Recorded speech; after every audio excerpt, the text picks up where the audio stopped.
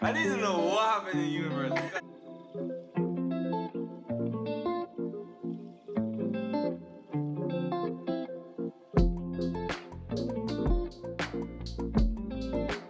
This is a bunch of young people meeting up that have so much energy. Okay. Like, you gotta give me the inside. What happened? So you see, Like, cause this is not high school now. This is like you're a little bit more responsible. Cause no, there's no mom, there's no dad. Like, you're like a big man now. You're a big man. This is my world. But you still have to stay focused on school too. A lot of so people, tell me. a lot of people that go into college, they are just now like turning 18. So they're like 17 leaving to go to college. So you're a baby. Yeah.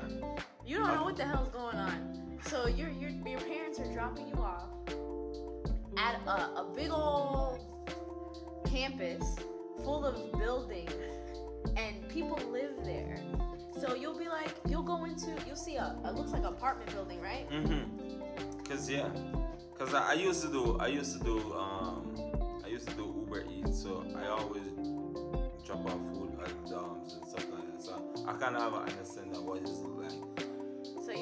So you looks like an apartment building. You go inside.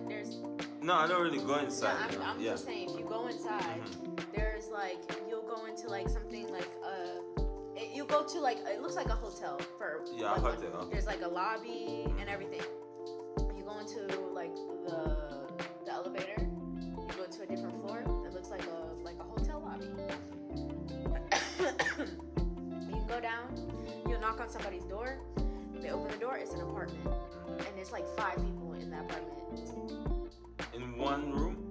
It's not. It's an apartment. Apartment, like. But there'd be like one bedroom here, one bedroom here. Okay. Then you're sharing a bathroom with the 2 people here, Okay. and then you have like bedroom here, and a bathroom over here, and then the kitchen. But do you have the option of staying home and then go from home? If you're close to the college, you have that option. Yeah. So you don't have to stay there. You don't. But what if you drive? Because at 18-year-old you can have your own license and drive, right? yeah. So what if you drive? Can you just drive to school instead of staying down? What is the importance of staying on campus? So Do you think it's important? Well, a lot of people that go to university, they're like out of town, out of country. They're not from where they're. Where they Like when I applied for university, I applied for Maryland, I applied for Florida, I applied for Georgia. I applied. Yeah, I applied. So that's how. So first of all, that's how you gotta do it, because you don't know who's gonna choose you. It's almost like applying. A job. Yeah, it's applying for a job, and you gotta beg. Do you think that it should be so hard though? I don't think it should be so hard at a young age. It's a lot of pressure. So that's why I went and I did junior college, because I was like, it's too much pressure. And it brings me to this. I feel like a lot of people don't want to go to college because of it's money. A lot of people don't have money. So how did I afford it? Yeah, how do you get the money to go? How do you like? Fortunately, my parents. Big up your parents. Yeah, shout out to my mom and dad. They started a college fund for me when I was when I was born. So what happened was, I was born in Florida. So what Florida was doing, whenever you were at the hospital, they give you a piece of paper and then like you can start, like, this is a gift from the hospital to you. They start you a college fund. Either you can add to it or you can just let it sit. Okay. So my parents, every month since the day I was born, They add something. they put $100 in. Damn. So from 0 all the way Every until month. 19 years old. Every month. Every month. My dad never skipped. My mom never skipped. Honestly, my mother put money in there, right? And my parents, I don't want to tell my business, but my parents. No, you don't have to do it. But my parents were never, they separated. And my mother said, well, the only thing you have to do for child support is to put money into this account. Okay, and he did that. And he did that. Alright, you I want my daughter to go to college, and both of my parents really like are hardcore about education. So instead of, oh, you need to give me money every month. You just say do this. Do this. Once you do this, you're good. You're good. So when I went off to college, I had enough money to pay for all my books and everything. Wow. Yeah. That was amazing. I mean, you just taught me something. So if I have a child right now, I probably could think about it. If I were to have a child right now, honestly, if I were to have a child right now, all of my like that $100 a month, that's nothing. You will put more? Huh? No, I'm just saying $100 a month for my firstborn until they get ready to go, leave my house. Like, I think that'd be that'd be good. But for me, if I had the option to choose to take that money and invest it into something, you probably would do something with it at this time and age, because you have to understand, like, what I feel, and this is why a lot of people think that college is not really important, because but it is though. Because sip and chat. Let me check the pad. I'll be back. You know, sip on something. Let me check the board. Cause I want to know how important you can still talk, but yeah, you can still talk. But I want to know what you say it is. You say it is important. It is important. College is important. Okay, so here it is. I can tell. I see the difference in between the opportunities that has opened up to me because I have a college degree. Okay. So, for example, I can post my resume online. I can go and post anything online because I can prove that I have a college degree, and then I have it. They call me first, and I have the options of turning down jobs. I have the options of, I don't have to go out and beg for a job. You basically have privilege. Yeah, I'm privileged because only 10% of the world has a college degree.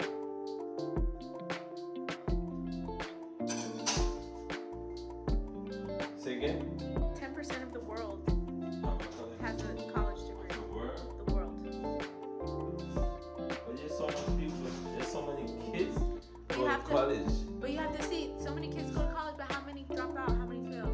I remember when I started a semester at college, at university, and they filled the whole auditorium was filled with kids. We had another thing, half the kids were gone. University is hard. It's a mental thing. Yeah, If you're not strong up here, yeah, you can't do it. if you don't know how to survive, you can't do it. Honestly, I would say what was the biggest thing, it was not even about the studying or anything.